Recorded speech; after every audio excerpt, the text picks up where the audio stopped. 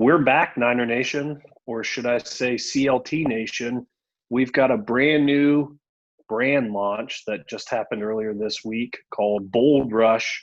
And we had to get the details. We had to hear the inside scoop on what happened, how we got to this point, and what's really the juice behind the new logo. So we're joined today by Chris Fuller, Chris, Deputy Athletic Director for External Affairs. How are you doing today, sir? Man, I'm great, Sean. Really good to be with you both, and um, good to have a chance to talk about the launch with the perspective of 2 days of hindsight. Yeah, well, I'm sure our fans are itching to hear more because the live launch y'all did was great, but you didn't get to go into a lot of the details behind it. So let's just dive right into it. You've been on this path for a while now.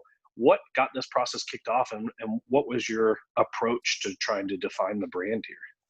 Yeah, it was, you know, I think we made a decision that we wanted to go through an assessment, and I think you probably heard Mike say that we didn't go into the assessment necessarily thinking we were going to make major changes or significant changes, but you go into it with the thought that we're going to do the research. We're going to ask as many people as we can. We're going to talk to stakeholders, and we're going to go where that data leads us. And with our partners at Luke Wire, George Andrews, we were pretty thorough on that. I know we didn't get a chance to survey every alumni and every student, but we sent out big waves of surveys to get to a statistically significant number. So we heard from a lot of alumni, a lot of current students.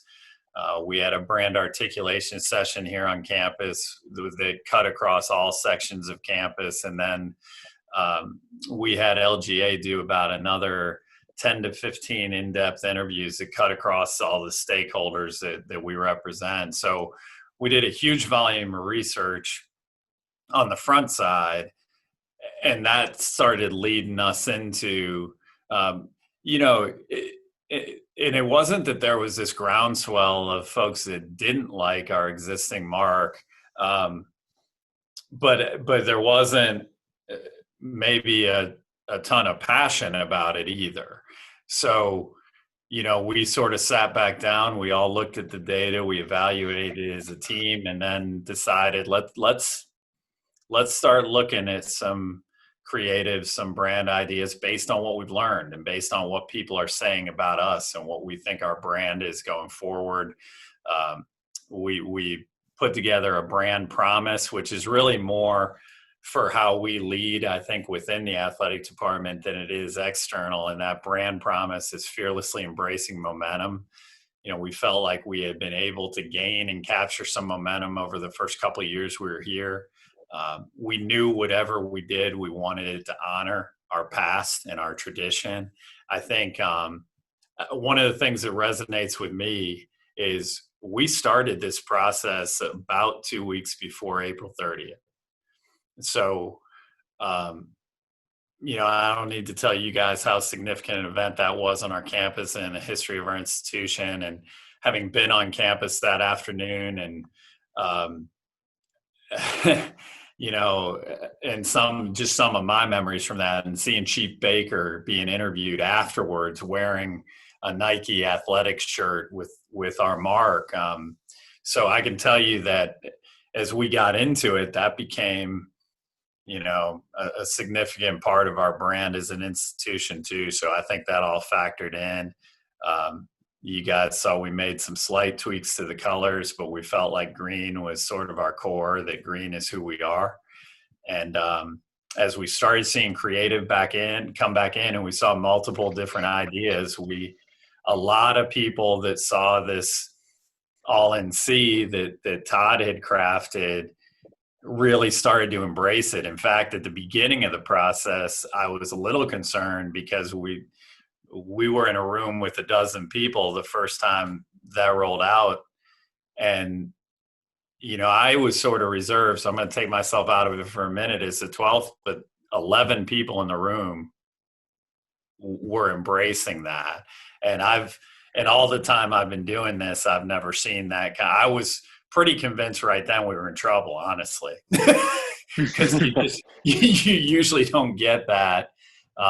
So we kept exploring it and building that family of marks. And I think, it's important to mention that our lead designer had more skin in this game than anybody. He's a graduate.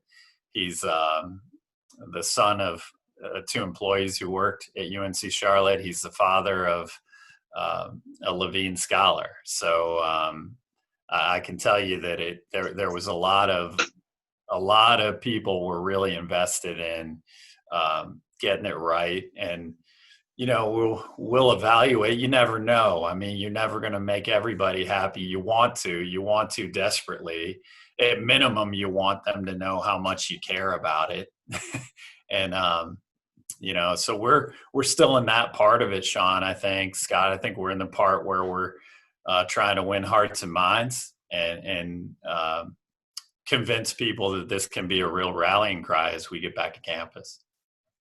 So can you talk a little bit to that with, okay, we got the new logo, we're good to go. What was the original release plan? I know COVID kind of messes things up.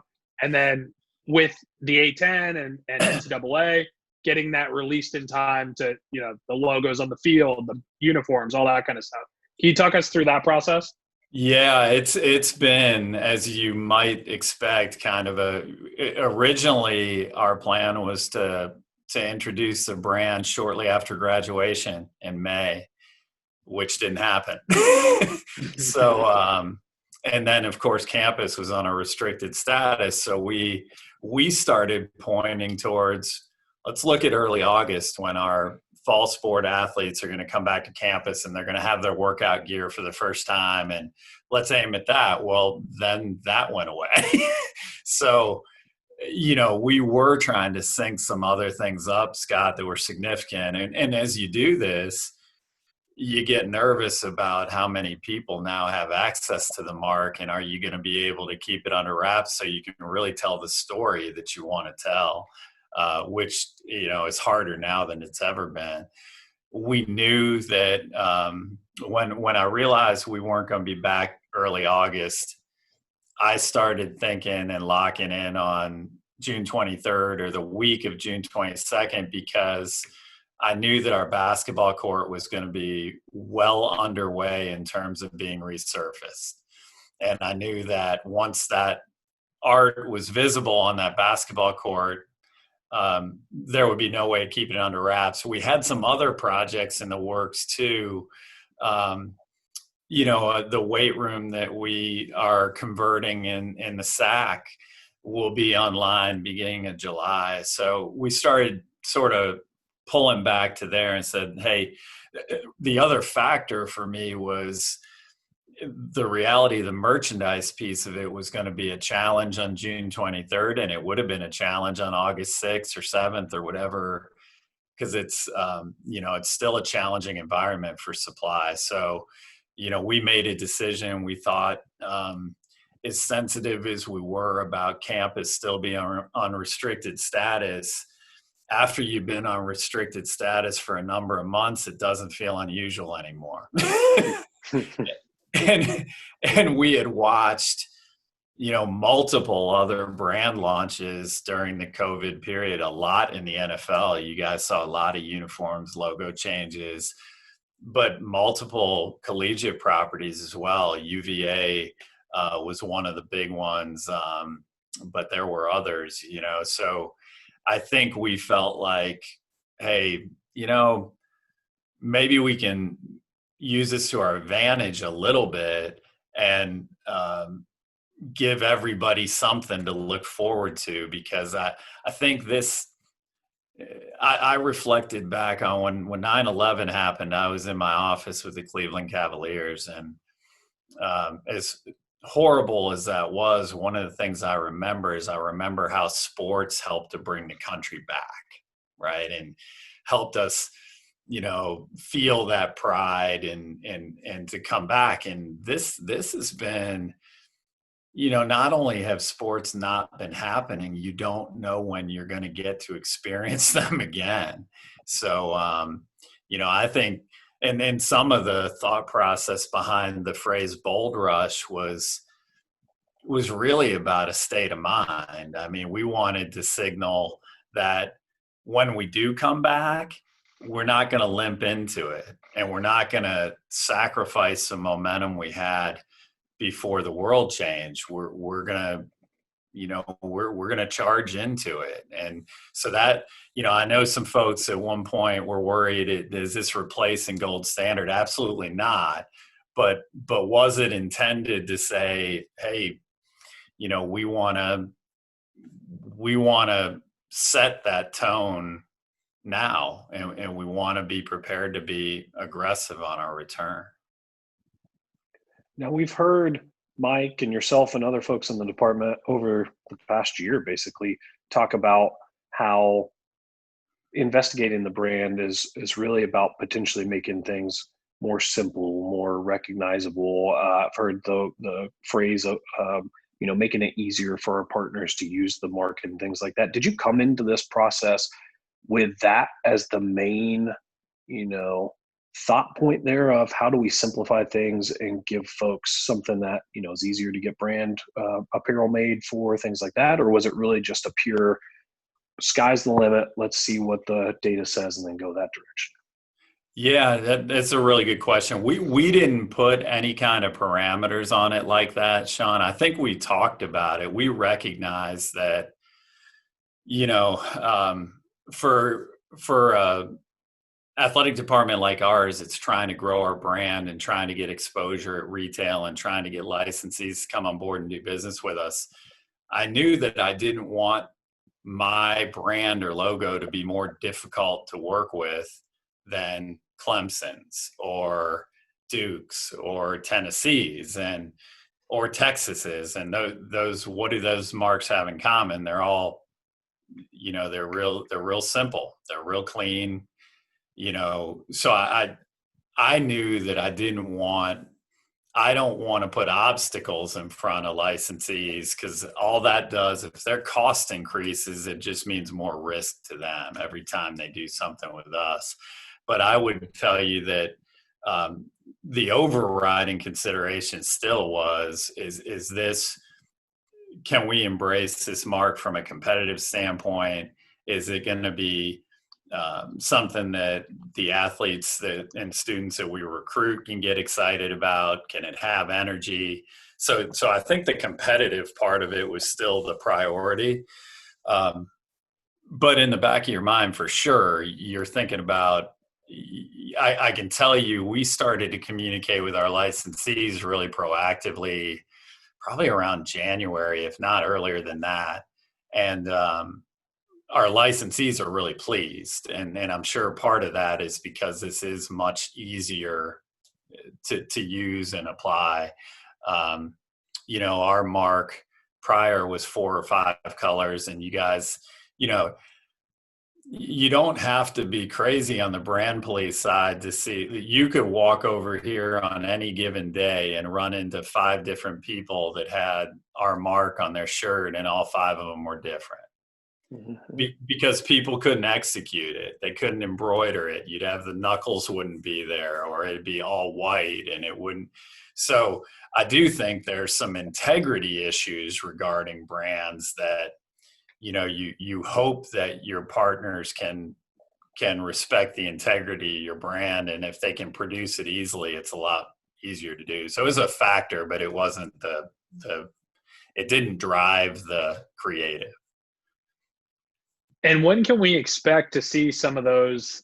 I know personally, I go to Costco a lot. Sean does too. And we purchase some things there anytime I see 49er gear. I might have purchased something recently with the prior logo. When can we expect something like that in the retailer? And then 2-part question, back to this older logo. Can we expect, and I know this is early to say, so throwback jerseys and fun stuff like that we never really had prior? Yeah, I think the key to a successful throwback, though, is you have to put something away for a while. It's not really a throwback next year before you bring it back. But yeah, absolutely. I mean, we're going to honor and respect that tradition. Scott, I would tell you, we had I want to say in excess of 60 licensees that signed non-disclosure agreements in advance with us so they could access the art in time to start working on designs. And that's pretty encouraging. I think most schools that go through this process, sometimes the licensing part is the last thing they think about. And, it's a little bit of a juggling act because I don't want to hurt my existing licensees that have product in their stores right now with the former mark. I want them to have the time to liquidate that product and do it in a way that's good for their business, and then be gearing up and preparing to move forward with the new stuff. So you're really trying to balance that.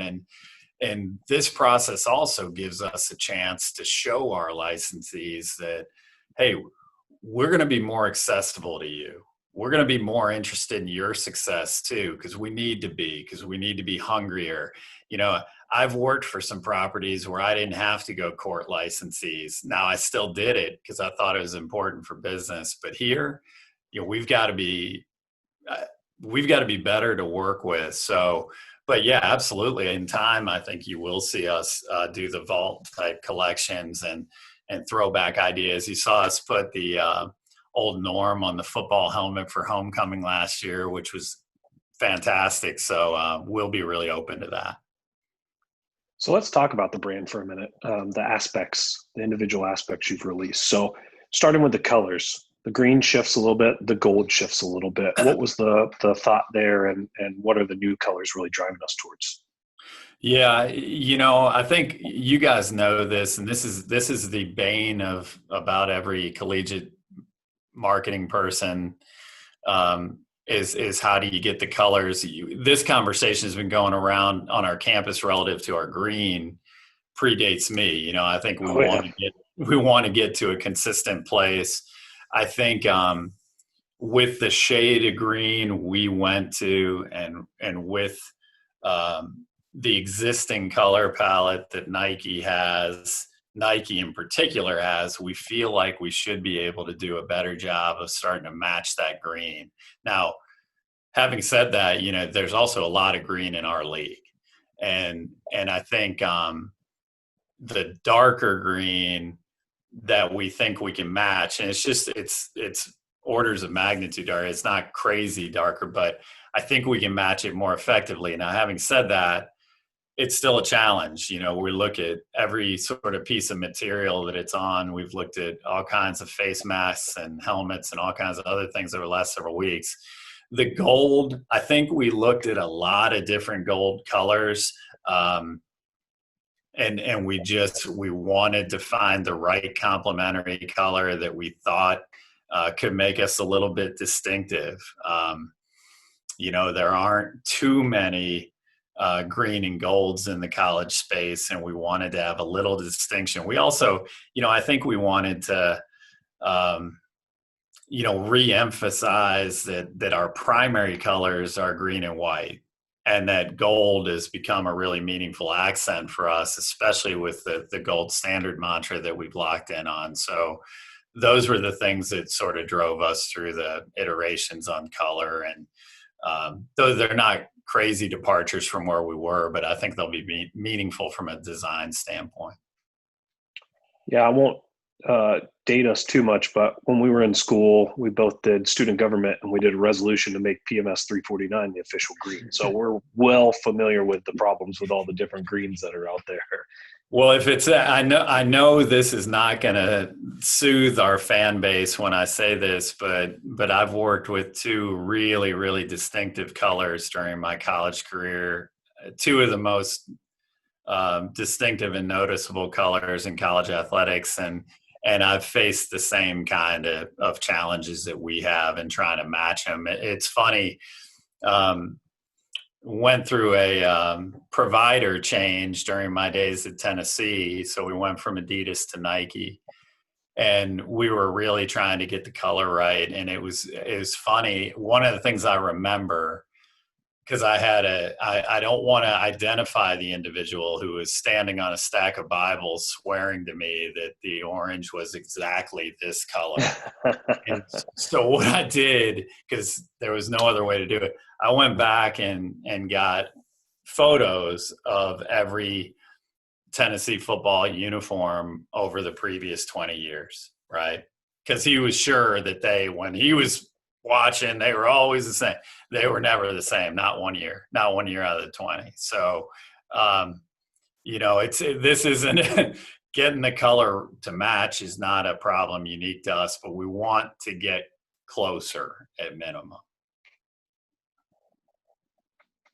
So moving from the colors to the actual marks, we've got the C with I'll say very subtle pickaxe in the middle, where if you're not looking for it, you might not see it. And then the CLT, which I think a lot of fans, we did a poll and 56% of fans said that was their favorite part, was that we have the CLT involved now. So what'd you come up with there? What was that thought process like? Yeah, that one, it was interesting. I think we both, when I say both, I think Mike and I both wanted to see us find a way to create more connectivity, to close that 9 or 10 mile gap between us and Uptown and really become Charlotte's team. But we agreed on the front side of the project that we were going to stay quiet, that we were going to let the surveys come back, we were going to let the commentary come back, that we weren't going to sort of impose our thought process on it. It was really interesting when we started getting survey results back and the interview results back over and over again. We heard this, man, we really want to have greater connectivity to Charlotte. We want, so it started to play out organically once we started developing what we called the all-in-C, and we saw a ton of different variations of that. Then the next iteration that LGA came back to us with had that secondary CLT, and of course we loved it, but in a way I'm even more gratified by it because it happened organically. It wasn't because we said we have to have something with CLT. It really came out of all the conversations that we had with the focus groups and the stakeholders, and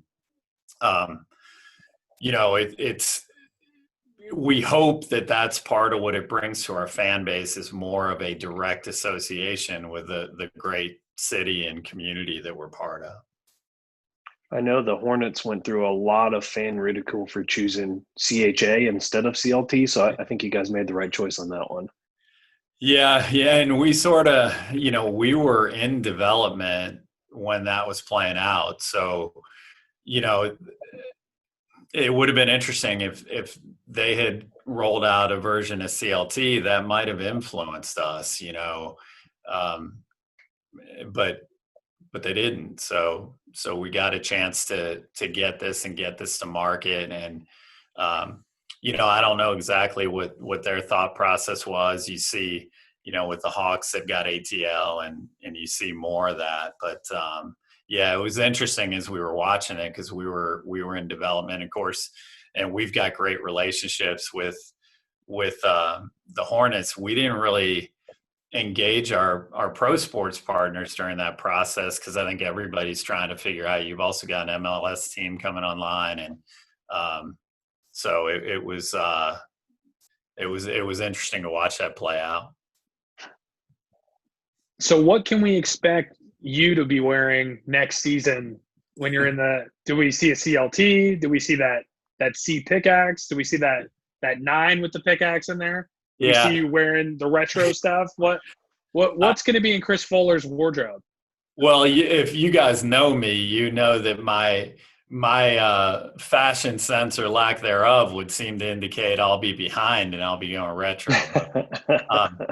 I think the primary mark is definitely the all-in-C and green. I think you'll see a lot of that. But I think one of the things too is one of the things we heard from our coaches as they were recruiting was they had a hard time because people weren't recognizing our mark, or they weren't out in certain geographies because we've expanded our geography. Maybe our mark wasn't as recognizable. So strategically, I think you may see quite a lot of the CLT early, because I think the CLT really sort of indicates where you're from, right? It's going to create a sense of context. The context I want us to create with the primary mark, the All-in-C, is going to be a function of what we do on the field and the court and the pitch and the track. And, so I think how we really become relevant is we become relevant competitively. In the interim, I do think you'll see us use the secondary mark quite a lot, because I think it provides context. So we were at the old branding for roughly 20 years, right about there. And you've been in this business a long time. Anytime you make a change like this, there's going to be people who just don't like it, don't get it, aren't into it, whatever it may be. What's your message to those folks when they look at this and say, "Hey, I hate it. I want the old C pick back," or "Why didn't you do something else?" What's your message to those guys to get them on board? Yeah, Sean, more often than not, I listen. I'm 2 years into this brand, where guys like you and a lot of the folks I'm listening to are 20, 25, 30 years into this brand. So I'm not going to try to convince them that I know more than they do, or that my opinion's more important than theirs. I'm probably going to listen, and I'll listen to any and all. What I would ask is, give us a chance to show you what our vision is with this brand, and how it connects to our competitive vision and what we intend to do competitively. That's if I said anything, I would say that I'd probably spend a lot more time listening, because you're right. You never make everybody happy, and change is never easy. So, I think I would also tell them, Sean, this is easily the most thorough process and inclusive process I've ever gone through. I've worked at a lot of places where I could have never shown the art to the board of trustees, and shown the art to the chancellor's cabinet, and shown the art to the student athlete advisory committee and the athletic foundation executive committee. And I wouldn't have gotten through one of those meetings without the art being public. So, it was really inclusive, and I would let people know we did listen, we did take input, and we went where the input took us. So this was not a whimsical process. And then I'd ask them, "Hey, give us a chance to prove it to you," because we've got high aspirations for the department and the university. And especially now, look, this is the Hunger Games for higher ed, in case people aren't paying attention. There are going to be schools that don't survive this. I'm not talking about athletic programs. I'm talking about schools.